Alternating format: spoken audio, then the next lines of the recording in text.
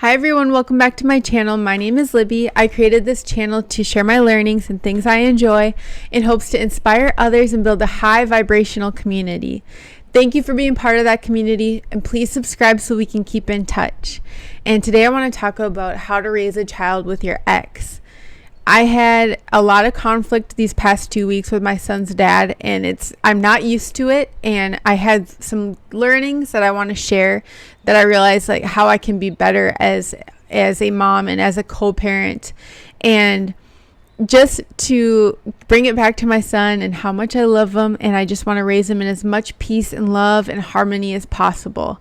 So I love you, baby, and daddy loves you too. So what I realized is I have to acknowledge that there's going to be conflict.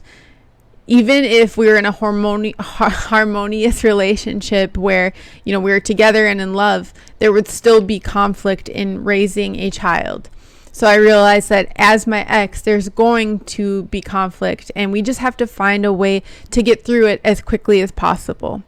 So I realized that talking things out and using patience is so important.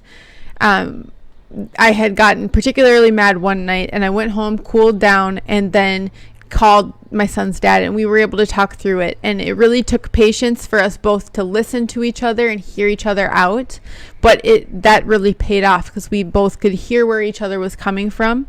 It can be so frustrating to listen while you're mad, especially to your ex, but it is so worthwhile. I would recommend getting a therapist. I got one. Even though we have a pretty harmonious relationship, it just helped to avoid messing up my son, since he's being raised in two completely different households with two different styles and everything. I wanted to make sure that I could give him as much stability and love as possible. And so my therapist helps me through that. And what's great is when my son's dad and I have a conflict that arises to the point that we need, maybe a mediator, I can have him hop on one of the sessions, and she helps us work through things. And it's been really great to get that outsider perspective and not have to drag our family into it. I realized this week that it's really important to communicate expectations. We just switched our schedules to where I'm kind of in a situation where I might pack lunch every day. And I just said to my son's dad, where's his lunch? Are you going to help pack this? And he said, oh, I didn't even think about that.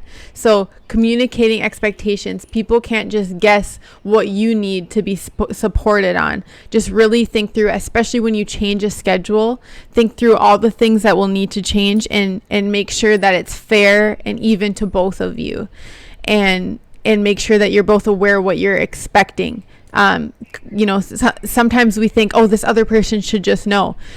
First of all, they're your ex, and maybe they're your ex because they couldn't anticipate your needs. So really communicating your expectations is important. And then I realized this week being flexible is so important. Since we changed the schedule, we do a switch in the morning, and it's really hard to track each other down with our morning routines. And so sometimes I had to get up earlier so I could work out earlier, and sometimes I had to wait till later till my son's dad was able to pick him up.